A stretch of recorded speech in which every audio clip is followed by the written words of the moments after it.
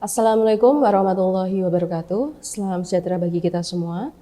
Perkenalkan, nama saya Rihatul Jannah, dosen program studi akuntansi Fakultas Ekonomika dan Bisnis Universitas Negeri Semarang.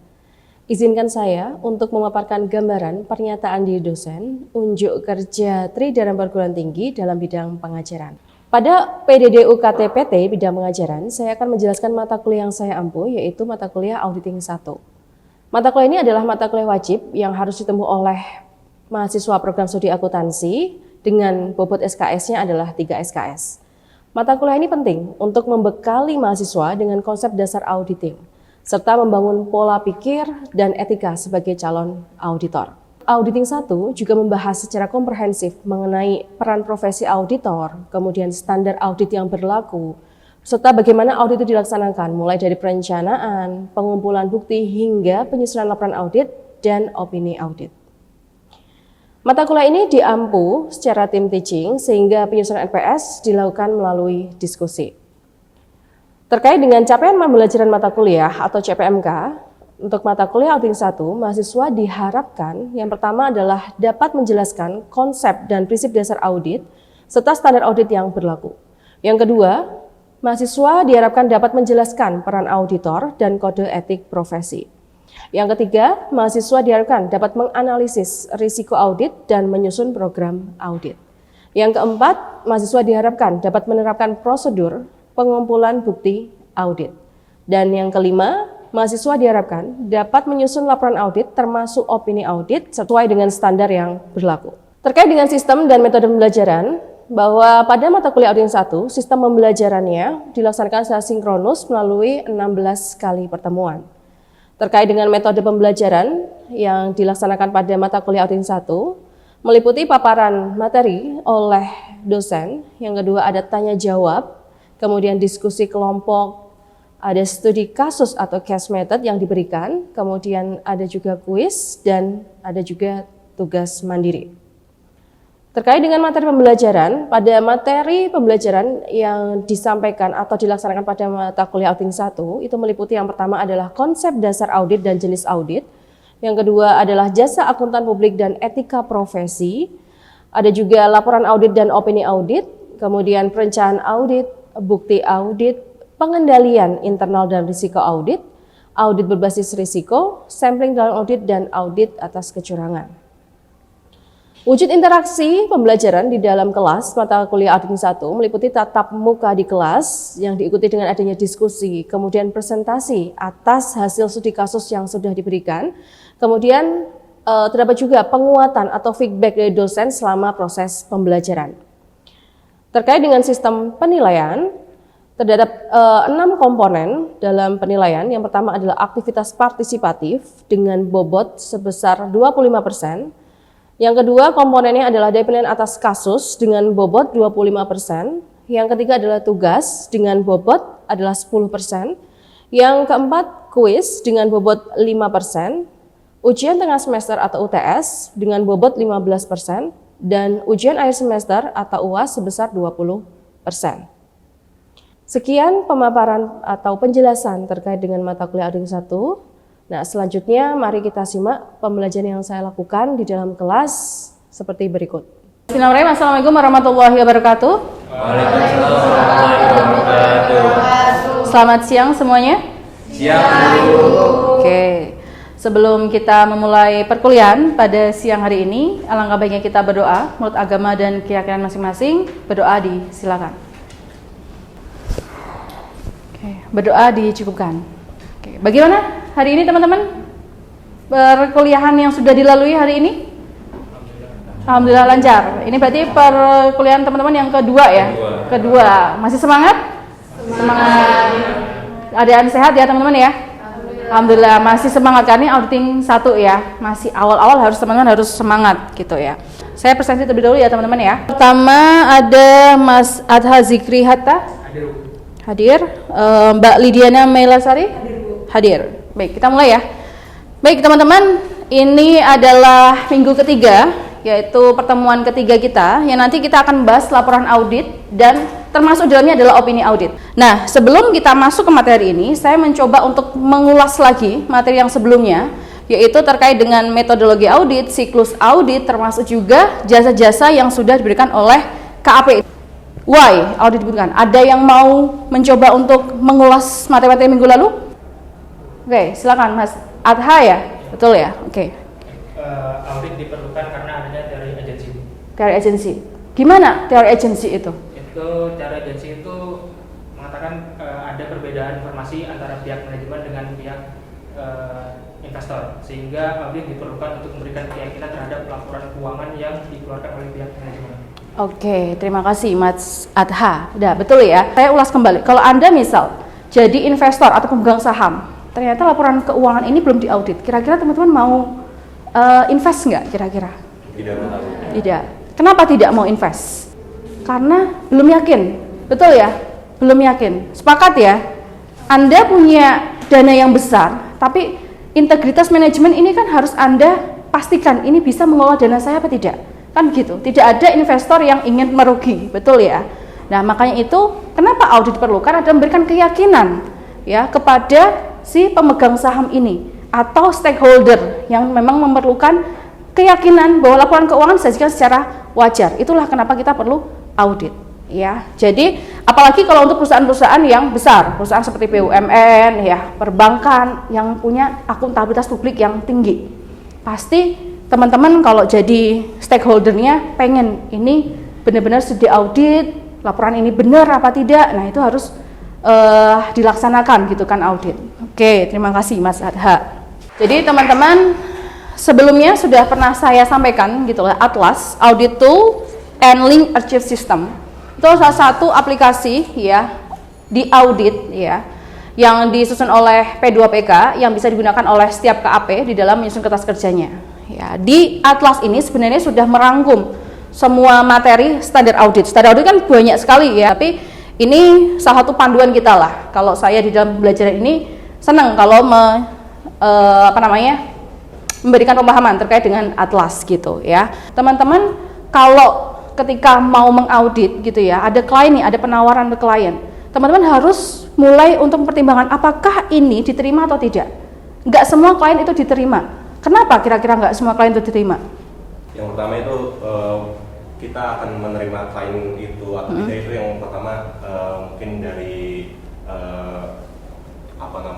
materialitas klien tersebut, ada isu atau tidak yang kita bisa hadapi dalam KP itu kalau misalnya ini oleh KP. Oke, kalau boleh saya sederhanakan terkait juga risikonya, betul ya? Kalau risikonya tinggi, kira-kira teman-teman mau mengaudit apa tidak? Tidak. Ya, bisa jadi tidak, bisa jadi iya. Tergantung bagaimana si KAP ini mau untuk juga mentoleransi risikonya itu. Bisa nggak dia terima risiko ini?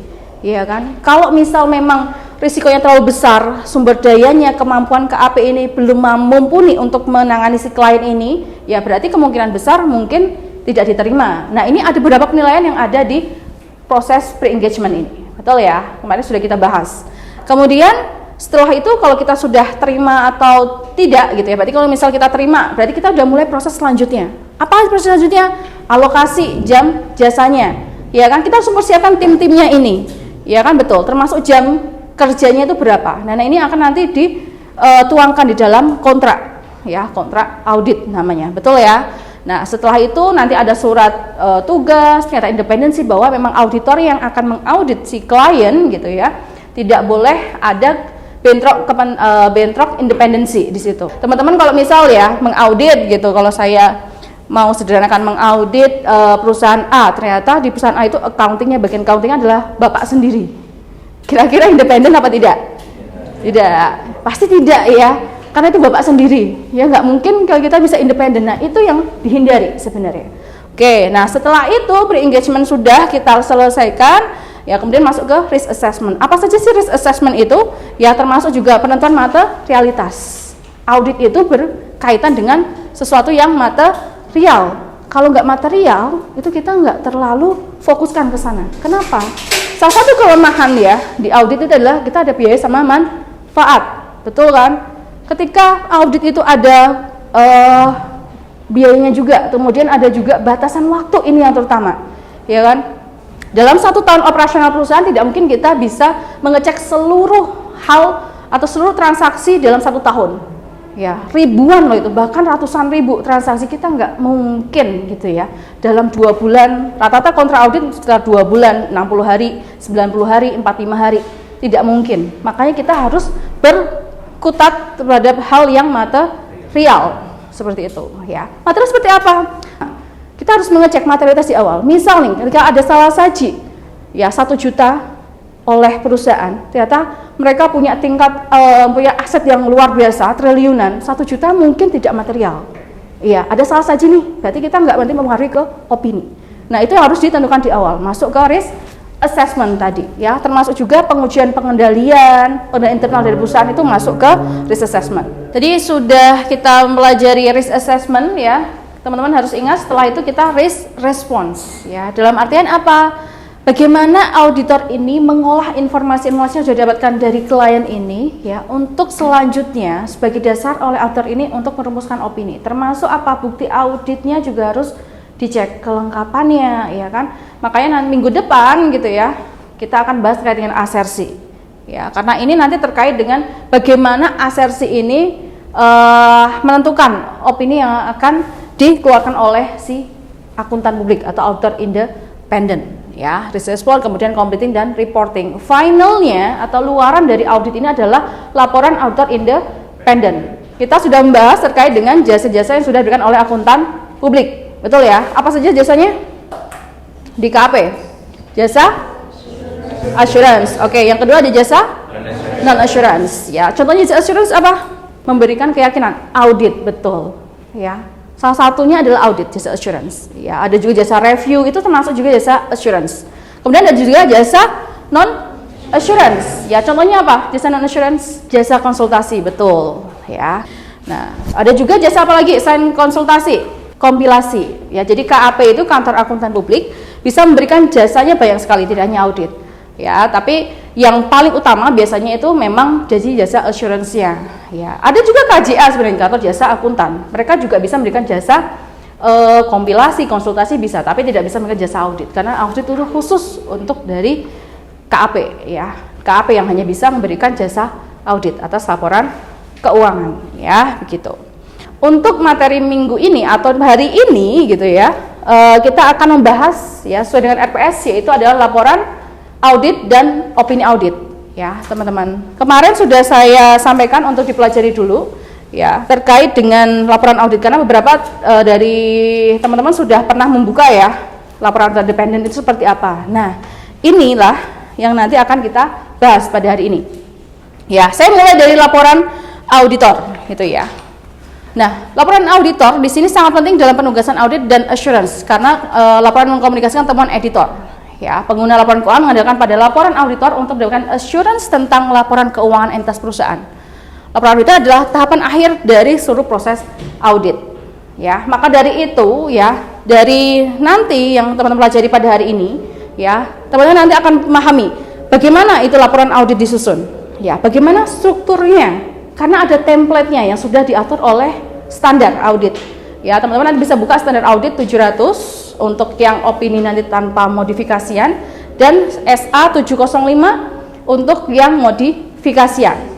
Ya, teman-teman nanti akan mempelajari itu. Ya, tujuan kita hari ini agar teman-teman nanti paham laporan audit seperti apa, strukturnya seperti apa, termasuk juga opini. Ya, ada berapa opini? Itu nanti kita akan pelajari. Ya, setelah itu teman-teman juga akan mempelajari juga atau memahami juga bagaimana kita merumuskan opini dari suatu kasus. Ya kan, teman-teman harus bisa nih. Ketika ada kasus tertentu, opininya apa ya kira-kira ya? Apakah dia itu modifikasi atau tanpa modifikasian? Kemudian, ya, saya masuk langsung ke SA 700 ya, teman-teman ya. Struktur laporan auditor independen. Ya, kalau ini ada revisi terbaru ya. Kalau teman-teman nanti melihat ya laporan auditor independen sebelum tahun 2021 sama setelah tahun 2021 ada perbedaan strukturnya. Ya, kalau di revisi 2021, laporan auditor independen itu yang pertama adalah strukturnya adalah judul atau PR7. Biasanya ini adalah dari sisi kliennya. Ya, siapa sih sebenarnya yang kita mau tuju di situ? Kepada komisaris kah? Yang memang butuh untuk kita informasikan laporan auditor ini itu siapa? Ya, betul ya. Kemudian ada opini. Nah, itu adalah masuk ke struktur yang kedua. Kalau dulu opini nggak masuk di sini, tapi di bawah lagi, masih di tengah-tengah. Tapi kalau struktur yang baru, langsung ke opininya apa? Di situ. Ini struktur SA yang terbaru, SA di 700 yang revisi 2021. Kemudian ada basis opini, tanggung jawab independensi dan ketentuan etika. Kemudian ada juga ketidakpastian material, ya, atas kelangsungan usaha jika relevan. Kalau memang ini ada hal yang harus diinformasikan terkait dengan kelangsungan usaha dari klien, kita informasikan di sini, ya kan? Karena apa? Pemegang saham, investor ataupun stakeholder pengen tahu kira-kira perusahaan yang saya invest di sini punya harapan hidup yang panjang apa tidak, kan gitu. Ya, kalau misal dia kelihatannya itu luar biasa bagus gitu ya, punya laba dan seterusnya, tapi ternyata ada hal tertentu yang mungkin ini akan mengganggu kelangsungan usahanya, itu harus diinformasikan. Nah, kemudian ada juga hal audit utama. Ya, ini akan diinformasikan. Ada hal lain juga jika relevan. Jadi informasi-informasi penting yang sekiranya merugikan ya stakeholder harus diinformasikan. Hal-hal yang kiranya nantinya sangat material yang harus diinformasikan tuh diinformasikan di opini, seperti itu. Ya, kemudian ada juga nih tanggung jawab dari manajemen dan pihak yang bertanggung jawab atas tata kelola terhadap laporan keuangan. Ingat ya teman-teman, laporan keuangan tanggung jawabnya adalah di manajemen. Ya. Tapi kalau laporan auditor independen lainnya itu yang tanggung jawab adalah si auditor. Tapi auditor harus menyatakan bahwa memang manajemen ini yang bertanggung jawab atas laporan keuangannya. Ya, setelah itu diikuti juga dengan yang namanya ada tanggung jawab auditor terhadap auditnya, kemudian laporan atas ketentuan perundang-undangan. Kalau misal perusahaan ini ya si klien ini tidak patuh ya terhadap undang-undang tertentu harus diinformasikan. Ya, makanya audit itu tidak hanya sebatas hanya informasi, tapi juga sampai ke arah bagaimana informasi-informasi lain yang sekiranya nanti dapat mengganggu keputusan ekonomi di situ ya, atau hal material harus diinformasikan. Kemudian ada template laporan auditor independen seperti itu ya. Nanti saya akan memberikan tugas, jadi teman-teman sudah tahu nih strukturnya seperti apa, bagaimana kalimatnya jelas detail seperti apa, langsung di praktiknya teman-teman nanti bisa cek di laporan auditor independen salah satu perusahaan di Bursa Efek. Nanti sebagai tugas ya teman-teman minggu depan ya, gitu ya. Oke, ini untuk yang struktur terhadap laporan auditor independennya. Nah, sekarang kita mau membahas bagaimana merumuskan opini. Ya, teman-teman sudah pelajari belum? Opini ada berapa? Oke, betul.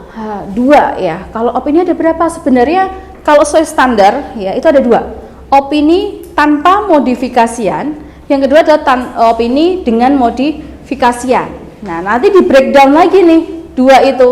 Kalau tanpa modifikasian kita kenal dengan istilah apa? Wajar tanpa pengecualian, betul ya. Nah, kemudian opininya dengan modifikasian itu terdiri dari 3, tidak wajar dan tidak menyatakan pendapat. Nah, itu ada 3 kalau dengan modifikasian ya teman-teman.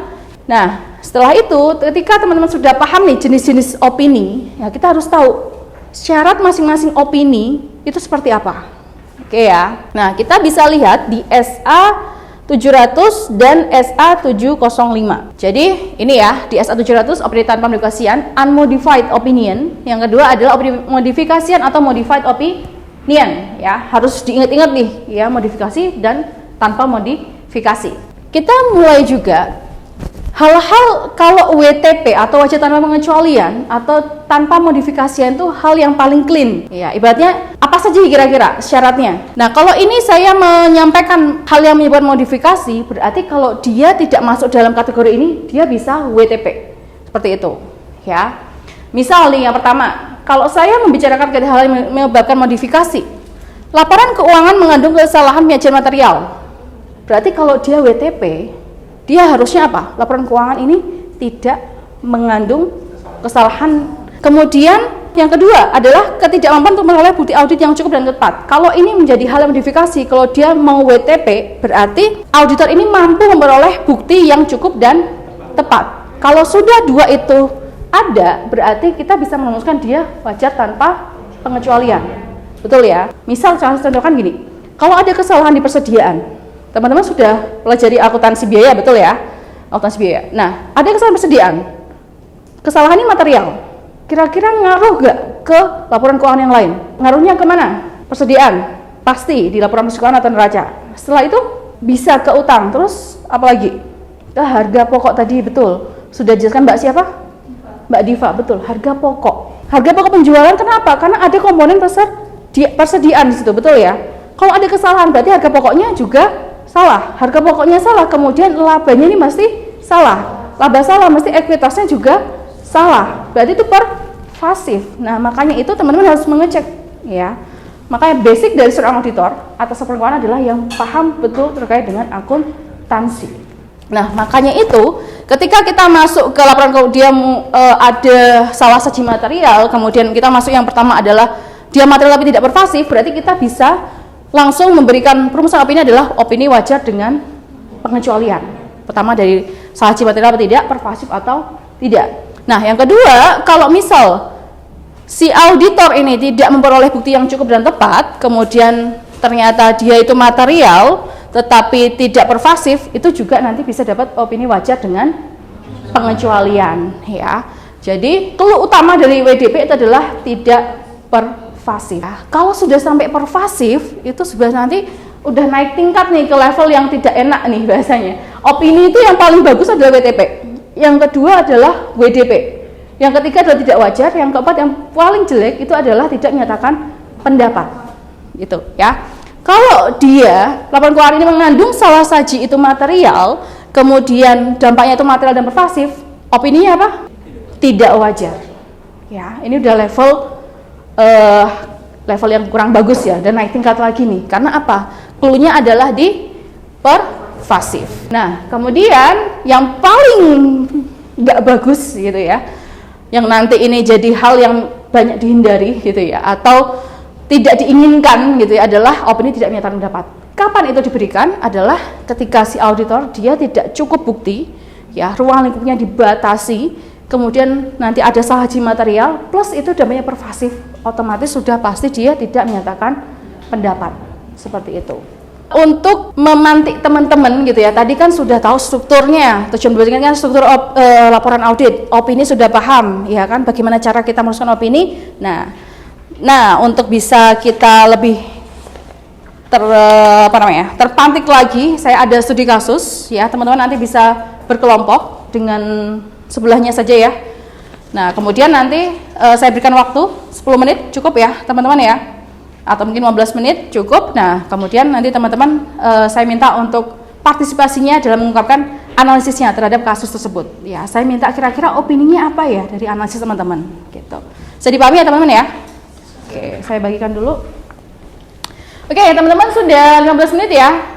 Silakan, ada yang mau mempresentasikan hasil dari studi kasusnya? Oke, Mbak siapa? Mbak Rahma. Mbak Rahma. Dan Mbak siapa? Fatimah. Oke, silakan. Boleh maju ya. Oke, jadi mungkin dari analisis kasus yang tadi udah dijelaskan alasan pemilihan opininya sendiri. Jadi sebagai auditor itu bisa dinyatakan bahwa laporan keuangan ini disajikan secara wajar dalam semua hal yang material kecuali untuk dampak dari penyajian berlebih persediaan sebesar 350.000 yang tidak disesuaikan oleh manajemen. Mungkin dari kami cukup. Oke, itu ada contohnya. Boleh tepuk tangan aplaus dulu buat Mbak Fatimah. Oke, silakan boleh kembali. Oke, nanti bisa ya teman-teman pelajari lebih lanjut lagi. Saya ada tugas, teman-teman nanti bisa cek di Elena ya. Pengumpulan juga di Elena minggu depan. Teman-teman coba cari contoh-contoh ya opini, mulai dari opini tanpa modifikasian dan opini dengan modifikasian. Termasuk juga 3 itu ya, WDP, tidak wajar dan tidak menyatakan pendapat. Ya, pengumpulan maksimal minggu depan di Elena. Bisa dipahami ya teman-teman ya. Oke. Nah, untuk melihat pemahaman teman-teman lebih jauh lagi, saya ada kuis ya. Kuisnya Kahoot. Nanti teman-teman bisa join ya Kahootnya. HP ready? Ready. Oke. Pernyataan yang tepat mengenai opini audit. Banyak yang betul, alhamdulillah. Yang satu kurang tepat. Oke. Ya, jadi apa itu opini audit? Dia pernyataan terkait dengan kewajaran dari laporan keuangan. Oke, next ya teman-teman ya.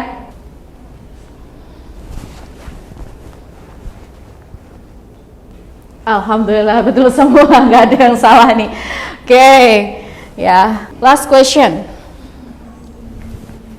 Opini disclaimer dikeluarkan apabila. Oke, sebagian besar juga betul, alhamdulillah ya. Jadi disclaimer itu ya, utamanya dibatasi ruang lingkupnya yang sangat besar. Auditor mau minta bukti ini nggak dikasih, ya kan? Auditor mau mengecek aset A, ternyata asetnya misal dibawa pergi kemana gitu lagi pas nggak ada di tempat misal. Nah ini hal yang sangat dibatasi. Ya auditor nggak bisa ngapa-ngapain nih, ya kan? Terus mau apa, ya kan gitu? Otomatis kemungkinan besar adalah disclaimer. Itu jadi hal utama auditor bisa mengeluarkan opini disclaimer, gitu ya. Jadi ruang lingkupnya dibatasi sangat besar. Oke, kita lihat hasilnya podium. Oke, Mbak Rizka, tepuk tangan Mbak Rizka. Yang kedua Mas Naufal, jadi nomor 1 Mas Naufal ya. Oke, yang satu adalah Adha. Oke, ternyata ini ya tempat duduk menentukan prestasi juga, benar ya berarti ya. Jadi teman-teman nanti besok ya, minggu depan harus di depan ya, biar menentukan posisinya, betul ya. Ini nomor 1, 2 itu ya, podium 1, 2, 3. Oke, luar biasa. Berarti benar nih teman-teman ya, tempat duduk menentukan prestasi Anda. Nggak ya, guyon ya, dari fokus Anda ya, gitu ya, itu yang utama. Baik, saya rasa itu ya untuk materi pada pertemuan hari ini ya. Tadi kita sudah menjelaskan atau kita sudah memahami ya bagaimana laporan audit itu disusun, strukturnya itu seperti apa, kemudian opini audit ya. Kemudian ada juga bagaimana Anda bisa merumuskan opini audit sebagai dasar Anda untuk melangkah untuk materi selanjutnya. Sebenarnya kita mulai minggu depan itu adalah salah satunya adalah asersi. Sebagai salah satu Anda mengecek ya asersi. Asersi itu apa sih? Nah, teman-teman pelajari ya untuk minggu depan. Ya, kemudian tugasnya jangan lupa teman-teman minggu depan maksimal dikumpulkan ya di Elena. Coba bisa cek di jam Elena ya. Ada batas maksimalnya. Kalau Anda telat ya nanti ada keterangan kalau Anda telat mengumpulkan. Seperti itu ya teman-teman. Ya, karena saya rasa tidak hanya mata kuliah ini ya teman-teman yang pelajari ya. Makanya itu kita harus rajin-rajin buka bukunya ya. Buka standar audit. Kalau teman-teman pelajari auditing jangan sungkan dan jangan ragu untuk selalu buka yang namanya standar audit. Ya, termasuk teman-teman juga harus fokus juga dengan standar akuntansi keuangan karena itu basicnya. Kita bisa menyatakan dia wajar atau tidak. Seperti itu. Oke. Terima kasih semuanya, semoga perkuliahan ini bermanfaat bagi teman-teman semua, semoga menambah wawasan, keberkahan juga dalam kehidupan teman-teman juga ya. Semoga nanti saya harapkan ada yang jadi auditor ataupun akuntan publik, tidak hanya auditor ya, akuntan publik ya di kelas ini. Amin. Baik, sebelum kita menutup perkuliahan pada hari ini, saya persilakan berdoa dulu. Semoga apa yang kita pelajari dapat keberkahan dari Tuhan Yang Maha Esa. Berdoa dimulai. Oke, berdoa dicukupkan. Terima kasih teman-teman. Insya Allah kita ketemu lagi minggu depan. Saya akhiri. Wassalamualaikum warahmatullahi wabarakatuh.